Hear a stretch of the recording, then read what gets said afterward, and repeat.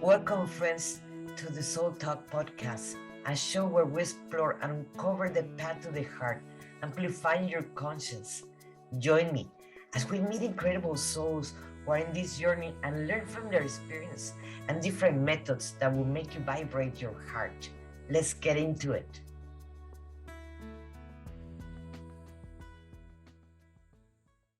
Hello, everyone. This is Monica Ramirez, the Warrior of Love, and thank you for being in Soul Talk.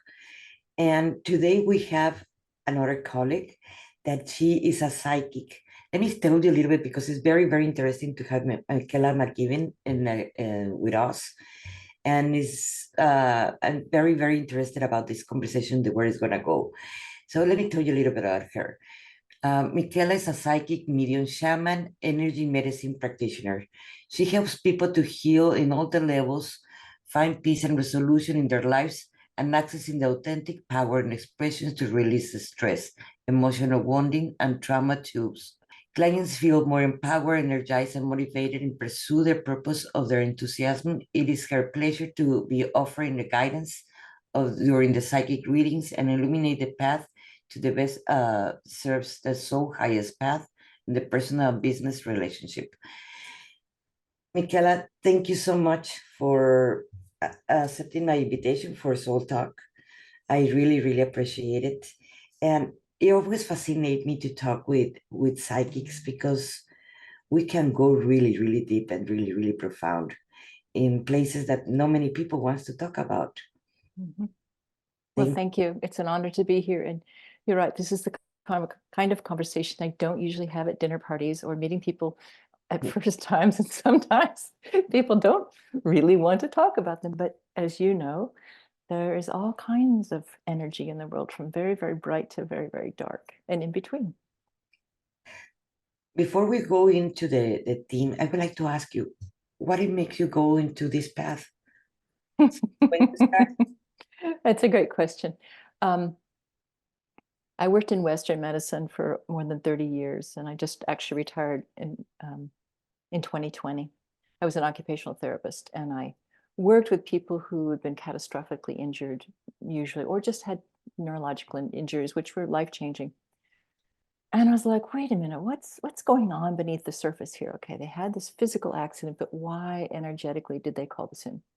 So that started way back in my 20s, that kind of curiosity about what are the spiritual lessons here behind people's traumas and challenges. And then I spent 10 years in Europe between 1990 and 2000. I was exposed to a lot of different kinds of energy medicine. And actually the first person who nudged me into a course was a physician who was also an acupuncturist and a psychic. And he said, go to this class. And I said, but I'm not fully fluent. But he could read what was going on when I walked in the door. So I was like, okay. He said to me, why aren't you talking to your husband? At which point my mouth fell on the floor. I'm like, how does he know that? And he was enormously supportive, but also very perceptive. So that was curious. Well, when I came back to the US in 2000, I had a lot of trauma from my own family of origin, but then I chose a partner who was very similar to my extremely toxic, mentally not capable mother. And so I was dealing with a whole lot of trauma myself. So I got into it because I realized I wanted to do some healing, but it always had an orientation towards spirituality in my life, towards healing. And I had some psychic abilities from when I was a kid. So it was a natural way to go. So the first class I went into in the early 2000s was a healing class. But it also dealt with emotional codes. You know, what's the emotional condition connected to the physical? And from there, at that point, a lot of people I was working with started showing up. And most of them, or many of them, I should say, happened to have relatives who'd been in World War II in the Nazi camps or had had family members exterminated. And I had this affinity for that group of people. And I'm like, what's going on here? They just kept coming to me. And then at some point, I realized, oh, I'd had a past lifetime in the Nazi prison camps. I was probably Jewish. And so that was the affinity. And so that kind of opens up some pretty dark territory. And so that got into past life work. And then I started studying with shamans in the early mid 2000s and kept continued until about 2020 with 3 different teachers. What got me into it was realizing from my own history how much trauma was being handed down on my mother's side that I was still carrying. And once I understood about past lifetime and intergenerational trauma, I then also realized some of that really dark energy that I was carrying, it's what I had been around for a long time. Mhm. So that then opens up the door to, okay, what do I do with all this really dark, heavy energy? And I work with a teacher named Bonnie Saratori, who still teaches. And she taught contemporary shamanism. So she dealt with dark energies on this world, the underworld, the outer worlds, the different realms, the different dimensions. It was pretty wild. So I got this very thorough education, dark energy education. So, just like, okay, what's that from? What do they want? What are they doing here? How'd that come in? So I got into it because I wanted my own healing, but I was also just oriented towards the more ethereal parts of life and the spiritual things. And I wanted to understand the balance. How do I become lighter? And how do I deal with my own darkness and pain? That is very, very interesting because yes, we have to admit to all the spiritual community that love and light, it is not sustainable to create the change and the healing that we all need. Let's put this outside first, out of the box, because we are going to be talking about a deeper healing that every single human being needs to go through. And so we all carry different entities or different dense energies, let's put it like that, Mhm. that they're going to be attached to all of us, even if we go to the supermarket and buying groceries, or it happens at home a lot of the times. And people react and think in different levels because they are not aware that those thoughts, they're not even theirs. Mhm. And it is important to actually we talk about this more, so like that people will not be so afraid of Mhm. this thematic. It is important to educate them Mhm. that if we are afraid of the dark, how you're going to embrace the light. They are not separated. Yeah. This is very important. Thank you for doing this work. And I totally understand it because I do work with this. And people are like, oh my God, no, you're not in love and light. Yes, I can be love and light, but I understand that I have to work with my own shadows. Yes, absolutely. Well, you bring up an interesting distinction, or at least the one that I make. So when I speak of entities, I usually mean people, living people or dead people. So, for example, I have a number of family members who have passed and they decide to come visit me. And when they come visit, they give me a massive headache. Even though, so I've had to like renegotiate. If you want to talk to me, I want you to give me, this signal, because you can't just walk into my life and poof, I've got a headache just because I'm a medium and I can know it.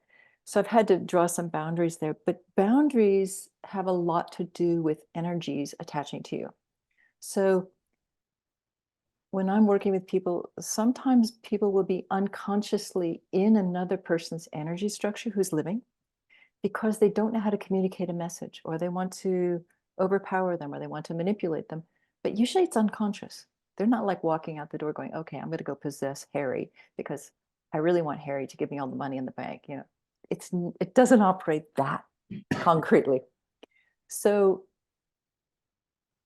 that's one distinction I make. So there's people who've passed over who want to talk to you, but I've also had family members who've passed over who've been really mad at me and are still mad at me. One person in particular, and she shows up because she's mad because she hasn't done enough healing on the other side to realize she brought some of those pretty demonic energies with her. It's just she's mad for crazy reasons of her own. So that's the distinction I make. Sometimes people will show up who are dead and want to communicate. Sometimes people show up here because they want a way to control or to communicate.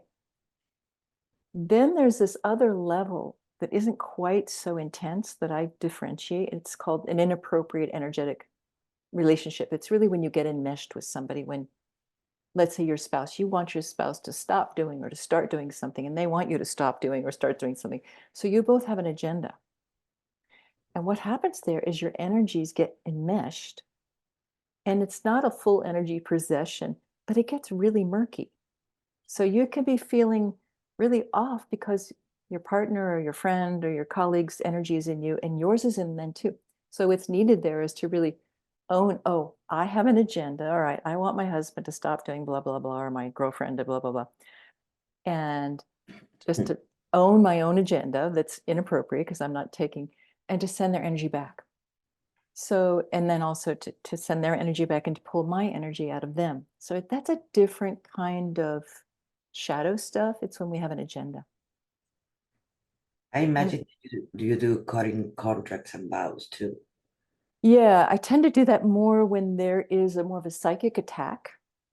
So that can it can also come between just two regular people. There isn't a psychic attack, but I see more of it with psychic attacks. Can be also in contracts, divorces, Oh, or yeah.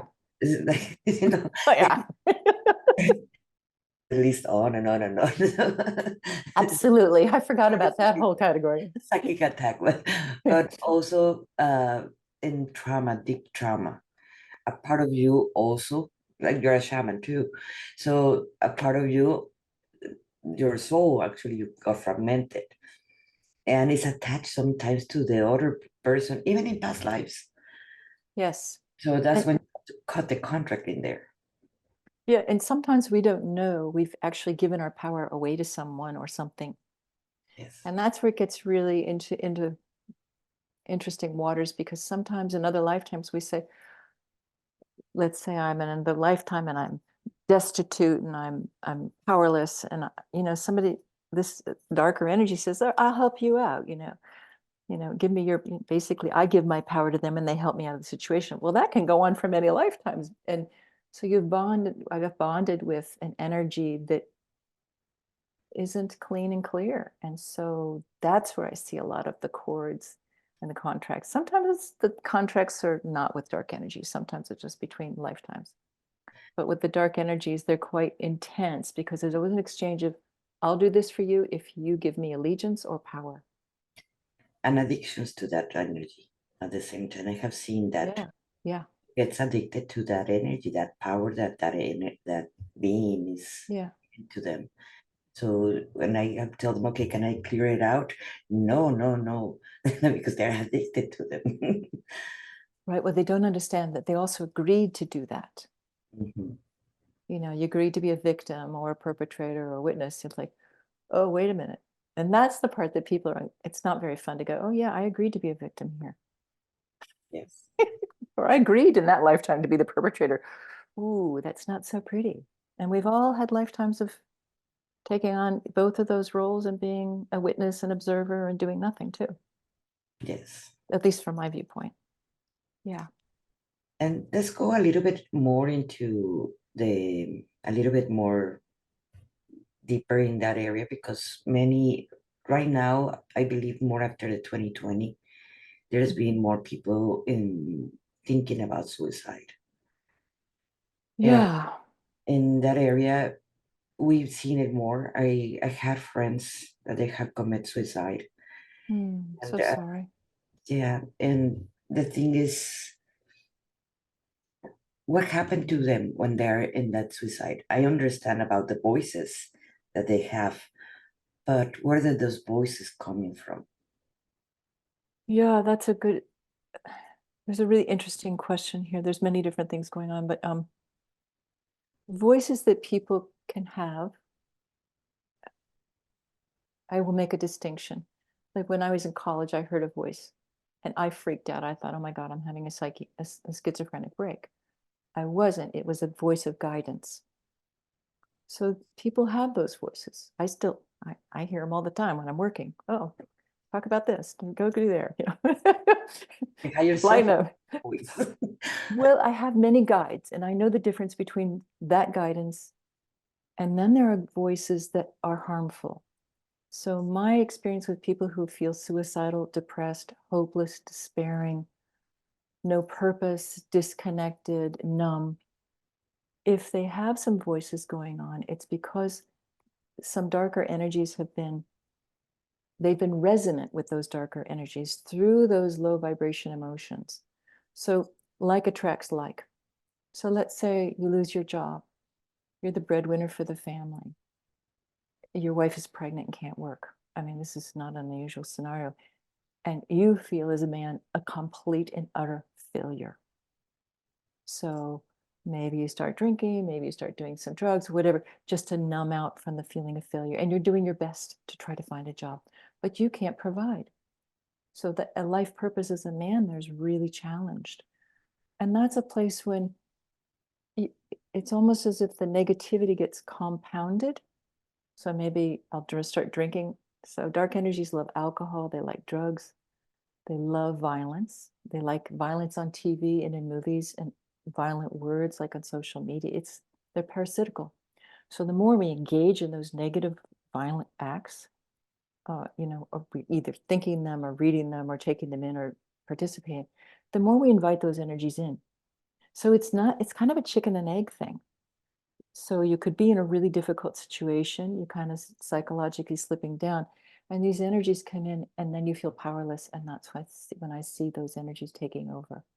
Because they're parasitical, they want to feed off negative emotions, harm, trauma, drama. That's what feeds them. And so when I've seen people in suicidal places, it's because of loss. It can also be due, as you probably know very, very, very well, unresolved trauma, whether it's PTSD as a vet, whether it's sexual abuse, which is rampant, whether it's physical and emotional or sexual abuse, doesn't matter, whatever combination. It can be from, I'm just looking at people who are disconnected from their families, like migrants who come across the border. Oh my God, talk about trauma. No family, no country, no language, no money, no job. That's really, really unbelievably difficult. And they are afraid. And they're not treated well. They're not treated respectfully. In fact, they're often abused. So it's trauma upon trauma upon trauma that leaves people really vulnerable and in a really low vibrational state. And that's when they're more vulnerable. There's another aspect to this also, and I can say it from my own background, was my mother had a really mentally ill father who did pretty awful things. And so in that lineage, there was abuse. So that came down through my mother and our family. So there's also this predilection towards being abused, which of course also draws them in. You come in as a baby and you experience abuse, but it's like, what, hey, wait a minute, did I sign up for this? So there's that lineage piece too, which is set up to essentially teach you how to work with it as a person. So that's another aspect of it. For example, the people that I was working with early on whose families had gone through the Nazi prison camps, that trauma is deep in their DNA. And people the Russian Jews who escaped the war, who were terrorized, it goes on all over the world. It's going on in Africa too, people, the Hutus and the Tutsis, and we could go on forever.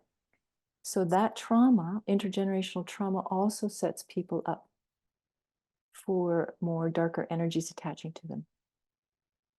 And it makes it hard to know, is this me or is this something else?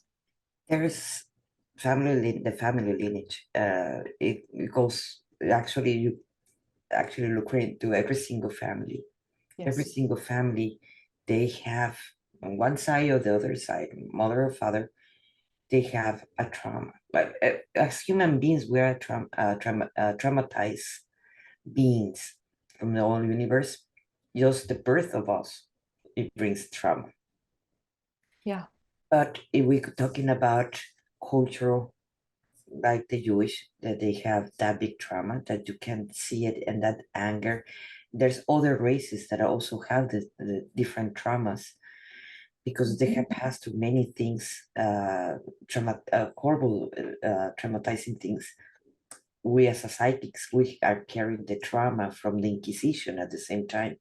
We were burned, we were stoned, we were drowned, etc., etc. And just to speak out, people are even afraid to talk about these topics because of that trauma. They still remember from past lives when they were burned in the stake. Absolutely. And that becomes an entity. Wherever we put our attention is where it's going to grow. And that's when we open the doors for these entities.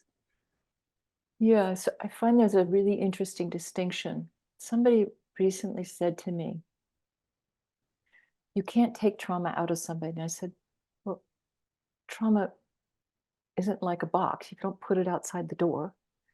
But, and then the implication was you can't be free from it. And I'm like, that's not my viewpoint.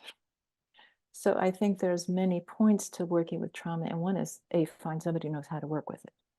If you know it's not going to go away through drugs or alcohol or just talking.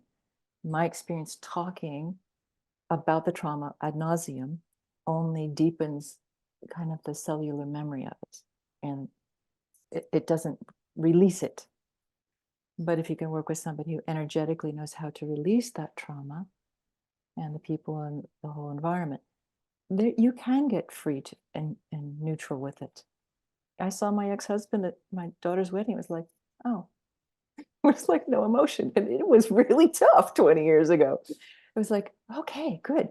So I think you can, but in order to deal with it, you have to own it. Be willing to look at what's my part? What did I sign up here to do? You know, if you're a victim, you agreed to be a victim. What do you learn about being a victim? If you're the perpetrator, what do you learn about being the perpetrator? So I think there has to be a willingness to explore and to own and take responsibility and make change. And the third one is to really look at, you are not your trauma.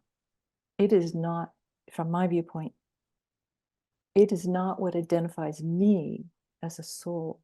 What identifies me as a soul is my relationship and how I conduct myself in life and how I relate to love and spirit. But the trauma can really cloud that. So you can't find those brighter places. You have to be willing to do that darker, deeper dig and say, okay, yeah, I see in this relationship I didn't speak up when I could have. I see that I wasn't truthful. I betrayed myself. I abandoned myself. I was untruthful to myself. You know, whatever we say about the other person, if you turn around and look at yourself, well, most likely it's true how you treated yourself too. So it's not a path for everybody, because it is a warrior's path. It requires courage. It requires some fortitude, and it requires some strength and some really compassionate hand-holding to go through those places. And then from my viewpoint, some energetic help to lift it out, and then I use energy lights and healing work to replenish the body and the energy body, so you're not leaving a vacuum for another entity to come in or energetic being or something. So it's a complex process. In our subconscious, everything it is, I feel that the Akashic records are precisely in the subconscious of the human being. So all our past lives, everything that we have done or not done is there. Yes. It's recorded there. So all that trauma from past lives, even if you want to deny them, past lives, is still there, and you're gonna still react if it's like, I'm still afraid of sharks. But in this timeline, yes, I had an encounter with one, but nothing happened to me. It should not be trauma. Yeah. And you cannot put me in a boat. But where that comes from, it comes from a past life. So it's obviously something happened in a past life with a shark and me. And if we go back to all those memories, that what it doesn't make sense why we're so afraid of certain parts. We can find that there is trauma. Yeah, absolutely. And that takes me to the question that many of that trauma that it was never resolved because medications are not going to heal the trauma. I believe we agree, both of us. They ended in a mental hospital with schizophrenia, with bipolar disease, with many diagnoses that the doctors put in there. I just want to clarify, I'm not a doctor, medical doctor, and we cannot clarify about all these things, and we're talking about energy and the energy field. That's not with the medical industry, but I feel that many of these people that they are in a mental hospital, they have attachments or they have entities or name it. What do you feel about that? I would agree with you. I think it's a complicated question also. My first internship as an occupational therapist, I worked in a psych unit, and it was intense. I was glad it was only 3 months. It's like, whoa, it was really full and busy. But what I have seen is that for some people in those situations in psychiatric emergencies or in psychiatric care, they're really not capable of doing the deep, insightful work that is required to do the trauma work. Because sometimes it is so profound, they literally would fall apart if they ever went into it completely. It is so painful. So there's that level. In the case of my mother's father, he was bipolar. Well, bipolar, it's an interesting one because there truly is a chemical imbalance with lithium there. So, you don't have enough salt, you don't have enough lithium, it screws things up. So there's that aspect to it. But what's the predilection to having that? Well, there's obviously the biological component, but then there's trauma too, because he wouldn't have done what he did to my mother if he hadn't been traumatized. So it's an interesting chicken and egg question. Which came first, the chemical imbalance that created the aberrant behavior, or did the entities come in and throw that off, or is the chemical imbalance then bringing them in? I don't know. But I've seen a little bit of both. I have seen with plenty of people who are particularly on meth. I worked, I would occasionally go down to the emergency room in my last job to assess people, and also saw some meth people up in ICU and on the floors because they would have a lot of heart disease stuff because meth just destroys your heart and your brain. And meth, abusing that drug literally physically broke things down in their body. So they became open hallways for all kinds of dark energies. And so people maybe who innocently tried meth, got addicted, but the more they did the drug, the more those entities came in. So did they do the drug just to experiment? Sometimes. No, what's it like? I'm 17 or 16 or 15. Oh, what's it like? And before they know it, they're in a whole different trajectory in life. So I don't think there's an absolute answer either way. Mhm. I've seen it as a combination of things sometimes, and sometimes it's clearly there's a lot of dark energies attached to the person, and people in hospital psychiatric units are not able to diagnose or treat them because And something that I have encountered in with some of my clients, it is entities that they're not earthlings. We're talking about I can't well, not to offend the galactics, but there's some entities that come from not from this planet. Let's put it like this, absolutely, I agree with you. like the shadow people Mhm. or shadow octopus or things like that. That is like, oh my God, how they got attached to this person in the weird places Yeah, in the heart or the part of the head. It's like it's weird. I And think I think they're kind of fascinating because the interdimensional entities are fascinating because they actually don't have a lot of emotion. They're like, what happens if I put an electrode here? What will they do? They're curious. They also want information. So in some ways, they're a lot easier to deal with. There are some grays that are not so sweet. They are not friendly. But some of the ETs that like put in different implants and stuff, they're not intending to cause harm. Like, let's say I was really mad at you and I wanted to cause harm to you. That would be intentional because they don't have that emotional component to them. They're just, what happens? Oh, they got burned. Oh, they're jumping. Oh, they're mad. I mean, it's kind of neutral.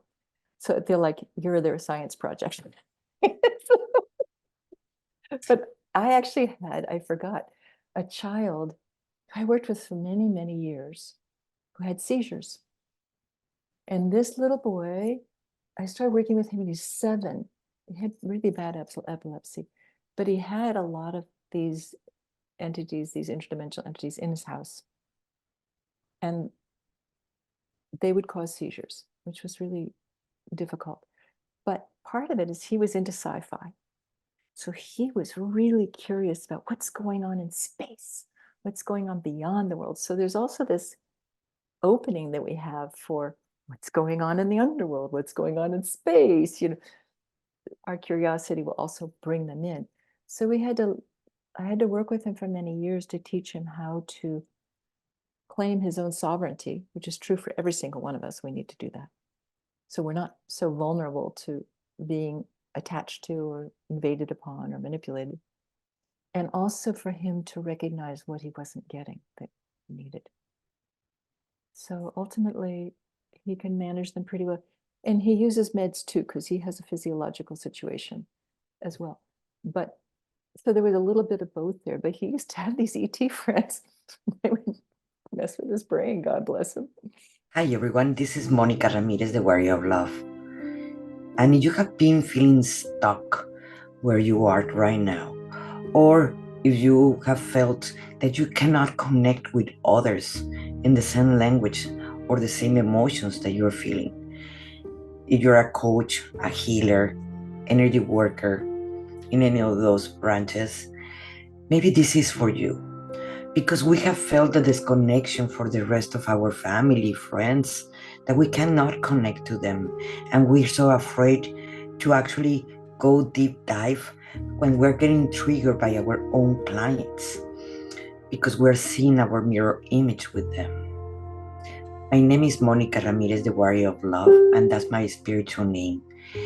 And I take clients from feeling confused and feeling stuck to feeling free, to feeling that they feel empowered from themselves.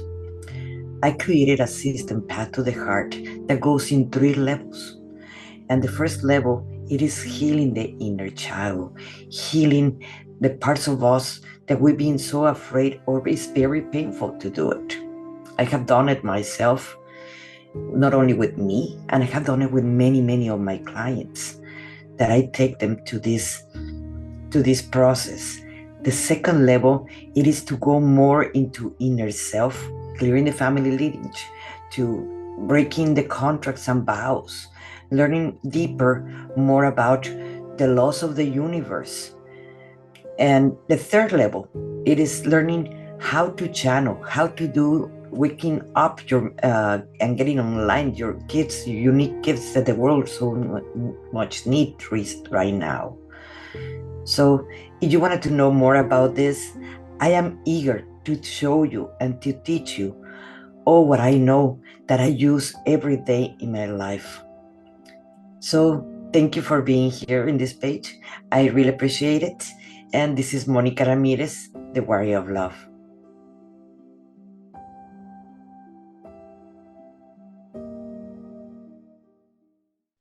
What is the shadow people? I don't work so much with them, Monica. When I see them, they're kind of like, they feel more like ghosts. Yes. So I don't think of them as dark energies per se, but they're fragments of people who've died, maybe who have a history of maybe kind of slightly nefarious proclivity there, you know, like, but they can also just be hangers on. Again, they're parasitical, and they need to feed off the energy of living beings. What's your experience with them? That's where I was going. My experience with them is they never had good intentions. No, no, You no. know, so I'd rather have angels. shadow people are not fun. No, And whoever have encountered them, they're not having fun neither. no, they're not. It's intense. So there is, in a way, there's like a smorgasbord of different kinds of energies, entities, shadow energies, dark energies, whatever. There's so many different kinds that, and each of them has a different vibrational frequency. You know, people, dark beings from the underworld, boy, they are hardcore. They're not the same as, some of the ones that are operating like the shadow people. They're not quite as hardcore. Or the grays, like so people say, oh, you mean there are things just beyond kind of demonic things? Oh yeah, that's my experience. Like some aren't so bad, some are.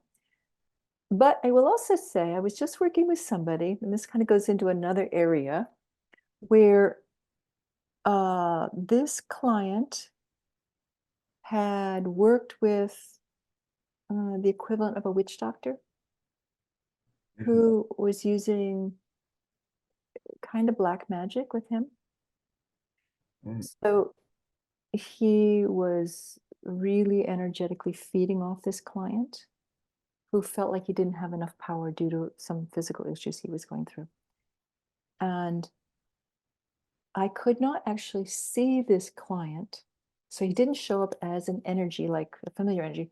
But when I looked at my client, there was this black cast of energy around him, like not quite a net, but a casting, just like, and this witch doctor, it basically was sucking his energy out that way. So that was different. That was a human. He's human, he's alive. And there's also a lot of really different kinds of stuff that happens in voodoo. There's voodoo that's really positive and there's voodoo that isn't positive. So that's a whole nother realm. You might know more about that than I do, but it's like, that's tricky because it's hard to see that, because then you're getting into curses and spells and witchcraft, and those aren't quite so visible. It's not like, oh yeah, he's got an entity attached to him. It's like, wait a minute, there's another way in that they're controlling the person or feeding off them. What's your experience with that? Yes, I have encountered that. In the area where I live, in South Texas, there is a lot of Santeria, that it is like a witch doctor, and it's Yeah. the same thing. And a lot of the times, when I'm working with my clients, is removing that witchcraft that someone did to them, or they had a retention to someone and they went to a witch doctor, Santero, Yeah. and they're working on that area. Something that I a lot of the times I have clients that come to me like, come and heal me. I'm like, wait, I don't have a magic wand. I cannot run, you're healed. That would be amazing, but that's not our work. I can show you how it's a process that you have to do your own work. No Yes. one can do that work for you. Yes. That's exactly where this client was with the witch doctor. He says, I thought he'd heal me. So in essence, he was giving his power away, which meant the other person had permission to suck his energy. Yeah. So I think I'm so glad you brought that up, because it's a really critical thing. People get in desperate places and they just want someone to fix them. Well, there is no fixing. I don't fix. But that's because they're at the same time lazy. They think that a magical pill or witch or witch doctor, or this kind of santeros or things Yeah. like that, they're gonna heal them and they don't have to do anything. They just have to take the pill. They just have to go once a month with them and they're gonna do the magical things, like, and that's it. Yeah. To do the inner work. There is no bypassing this part. No, there is not. And that's why I was mentioning at the beginning that love and light is not sustainable. You will have to be meditating in a mountain alone for 20 years and not having contact with anyone that triggered you. So, like that, you will be in love and light forever. But living in the real 3D world, that you have to work, that you have to pay bills, that you have to interact with people, buy groceries, etc., is gonna there are gonna be things that are gonna trigger you. Yeah. So you have to not be meditating so you can go and do normal life stuff. That's why I was mentioning it is not sustainable. And No, but I do think that there is something in there that when you set up your life, I'm speaking with someone today. My dog is whimpering in the background. She's fine. She's sleeping. But if it comes through, that's why. that if you set up your life where you're really looking at things that uplift you. So if you're listening to podcasts or watching movies or shows that are uplifting, that if you hang out with people who make you feel good and you make them feel good, if you eat well, that's a high vibration. If you exercise and you feel good, if you sing, you dance, you chant, whatever, you do artwork, you journal, if you live your life in a spirit of generosity and also of appreciation, all of these cumulative things actually raise your vibration and you are in a lighter field right there. That in and of itself is a very, very important part of healing.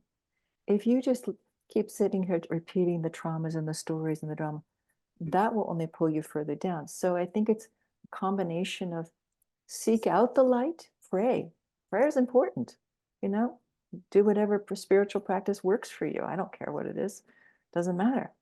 But open up to that possibility that spirit is here to assist you, but you have to also connect with spirit and ask and be grateful and to make a contribution to the world and yourself to be a brighter light.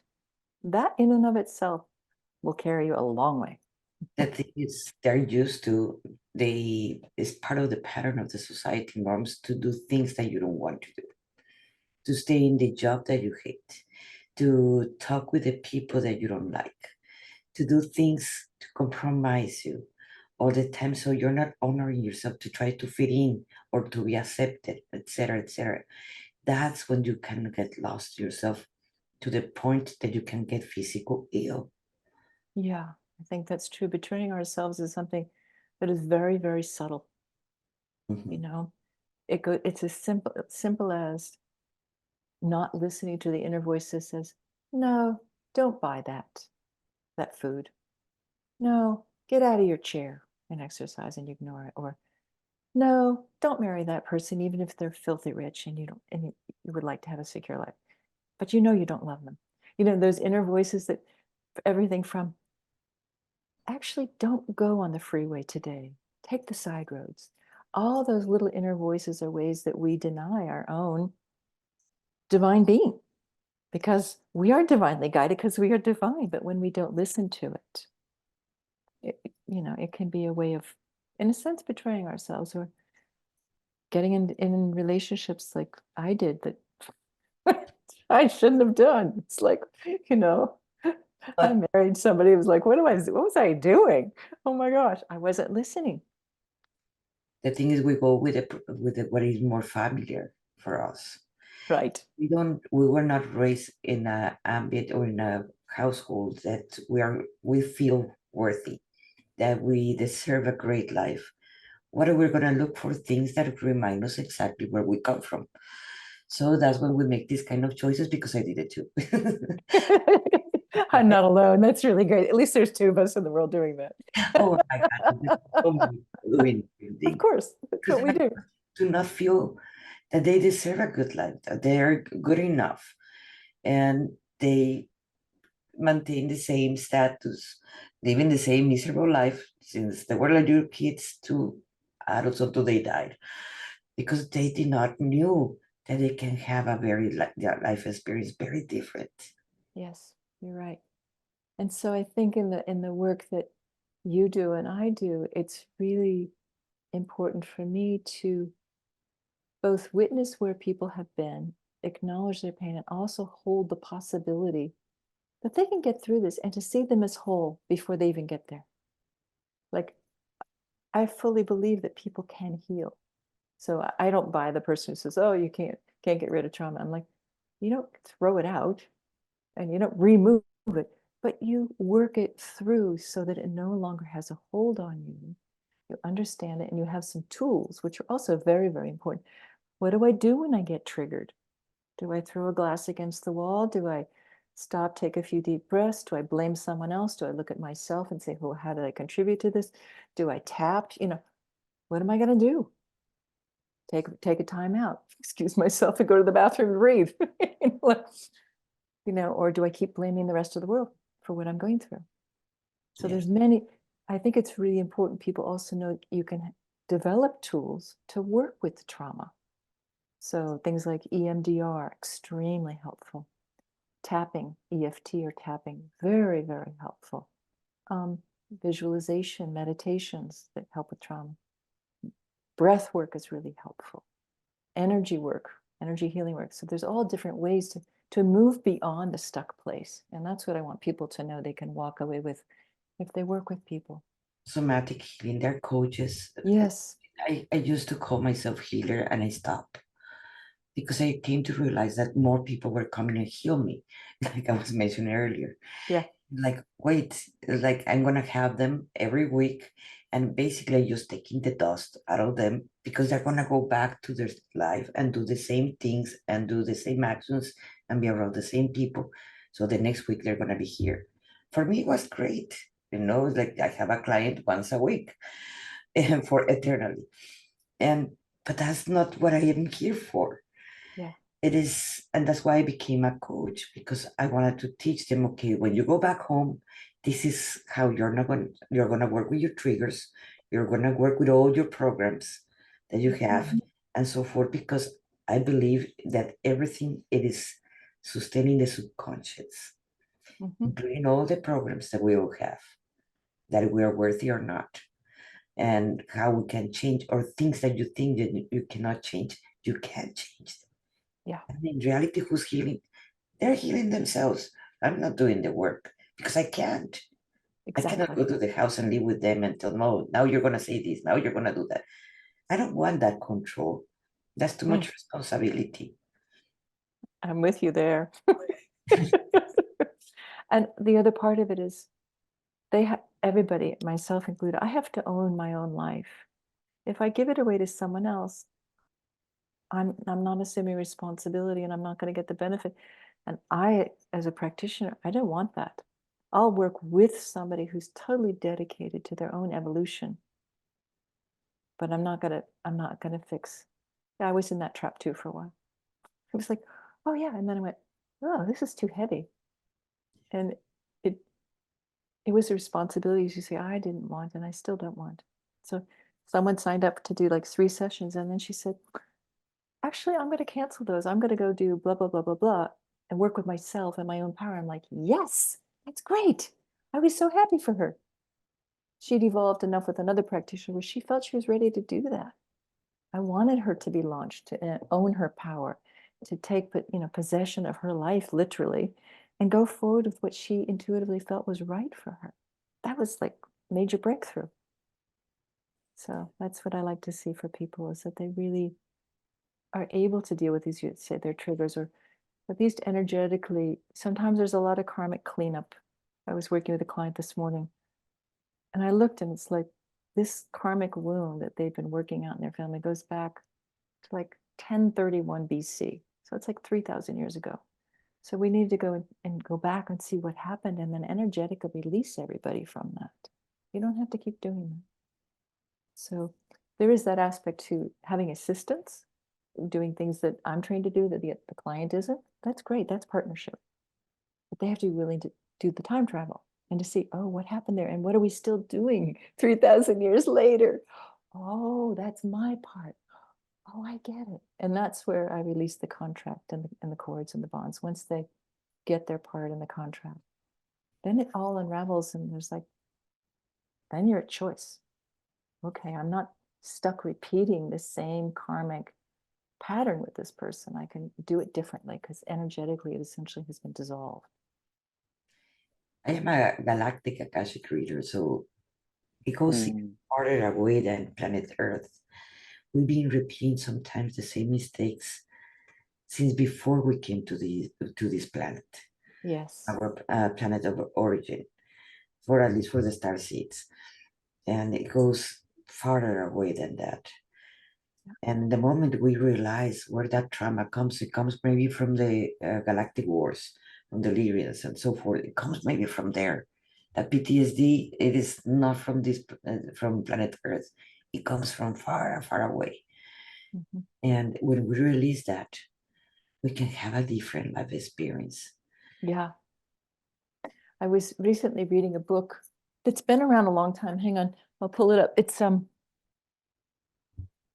Many Lives, Many Masters Yes. by Brian Weiss.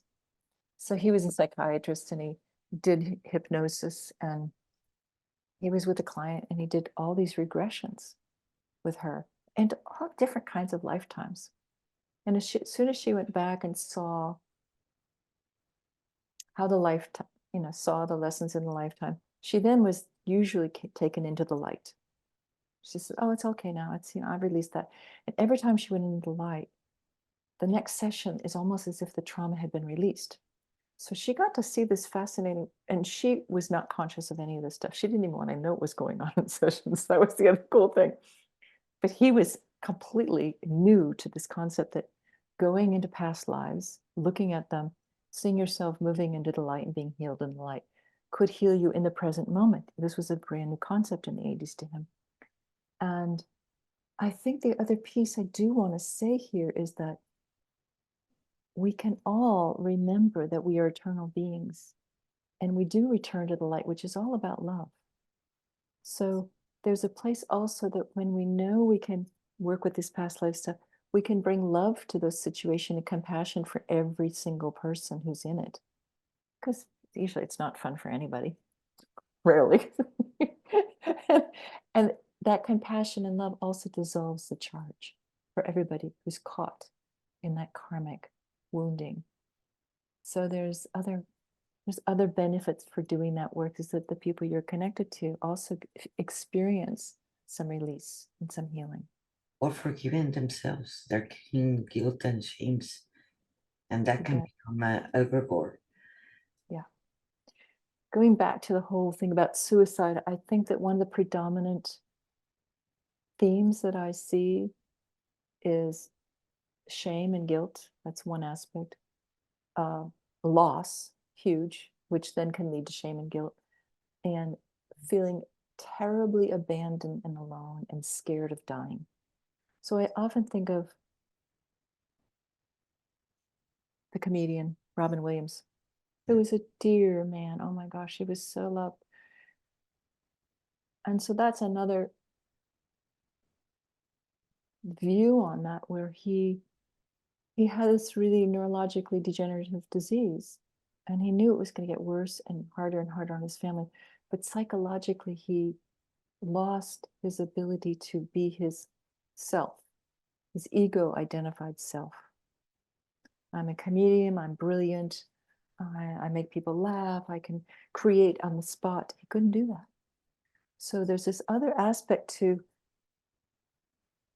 losing an identity. Well, I'm a musician, I'm a comedian, I'm a woodworker, and if I get disabled, I no longer have any value. And what people forget is that, and that I don't have it all together. Oh, 1 second, you went in mute there. I'm sorry. Sorry.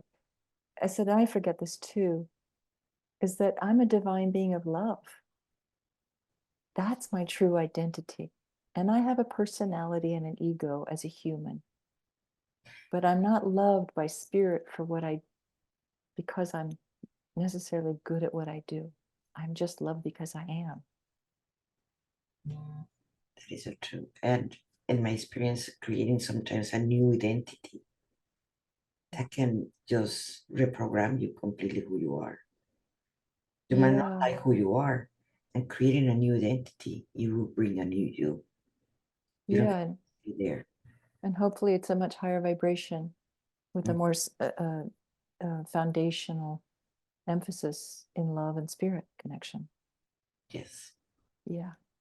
So I think that's hopeful for people. So I'm saying that out loud because anybody's listening thinking, well, how do I get out of this? Well, it's find your alignment with spirit in whichever way, shape, and form you do that. Ask for help, listen, receive help, express gratitude, and know that you're always loved, no matter what you do. You know, the people who have murdered gazillions of people, they're still loved by spirit. Spirit doesn't have a judgment. The people like Mother Teresa, she's loved. Me, I'm loved. My dog's loved. It's all, everything is loved. But we sure forget that one so easily. So I'm just saying that as a reminder to myself, to everybody, is that no matter what you do, you're still loved. That's true. And we always have the guidance. And Yes. when the student is ready, the teacher will appear or the healer. Yes. There's always help. So there is not a terrifying and terrible and dark. No, the light is always there. It is there. And sometimes we have to really be humbled to ask for help. And I have my own experience of having to give up everything in 2000. Heartbreaking beyond belief. And I said, okay, God, I surrender. If I follow what you're telling me to do, fine. Doesn't seem right, it doesn't look right, doesn't feel right. But if that's what you're saying do, I will. And it was the hardest surrender of anything I've ever done in my entire life. And everything I needed was provided for me. Miracles would happen on a weekly basis. So it was literally a leap off a cliff to do it. And it's trusting that spirit, for me, it was about trusting that spirit really did have my backside. Don't losing the faith. What was that? Not don't losing the faith. Yeah. The hope. Yeah. So there's that side of the light is always there.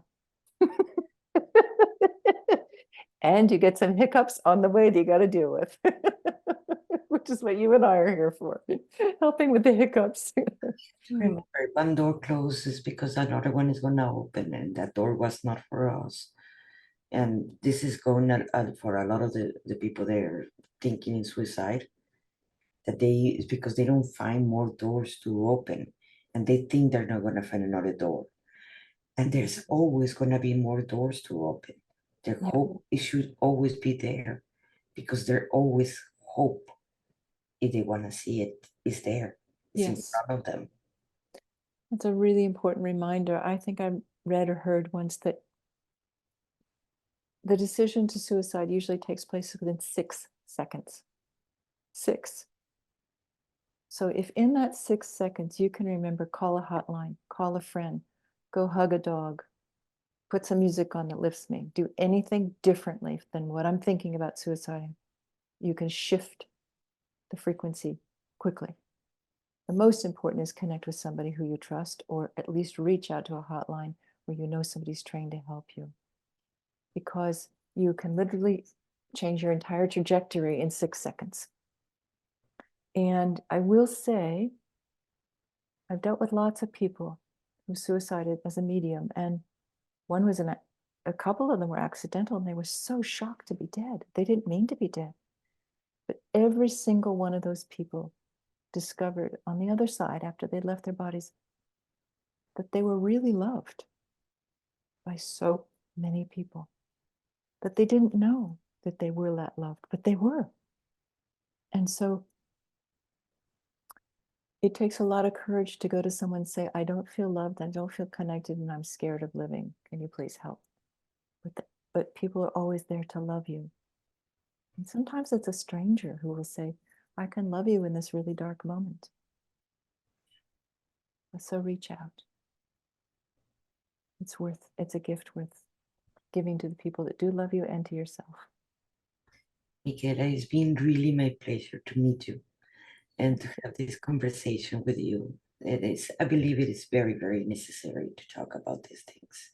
Thank you so much for being willing to have the conversation, for holding the space for it, and for doing the work you do with people. You're beautiful. Thank you. You too. Thank you. Thank you, everybody, for listening to us or seeing the video. And please, if this helped you, share it with someone else. Someone else might be needing to hear this. Thank you so much. Thank you for being in Soul Talk. I really appreciate you. This is Monica Ramirez, the Warrior of Love. Thank you, Monica.